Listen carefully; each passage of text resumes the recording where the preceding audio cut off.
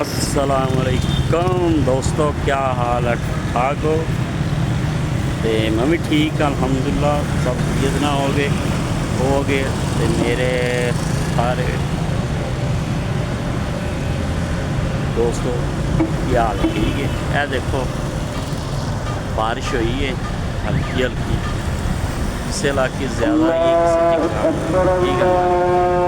बारिश हो गया है, अजान हो रही है। अल्लाह खैर करे, जोर की अजान शुरू हो गई है। तो अजान तुहानू ब्लॉग दे विच ही सुनावांगा, ठीक है। तो हैप्पी टू यू एंड पैक जी मॉल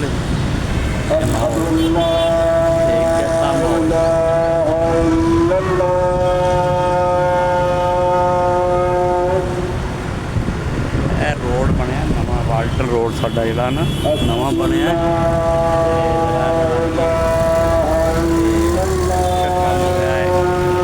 सामने मॉल दे मैं खड़ा सी, मॉल दे सामने बिल्कुल खड़ा सी, ते मॉल दा माहौल देखो।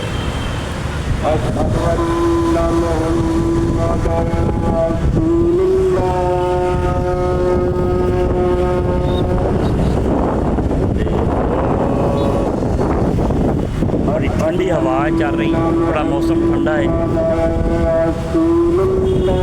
Happy to you comment like और शेयरिंग करना, सब्सक्राइब करना मेरा चैनल जरा। बाकी सारे लोग एक दूसरे जुड़िया करो यार। Happy to you. अल्लाह हाफिज़। अजान हो रही है।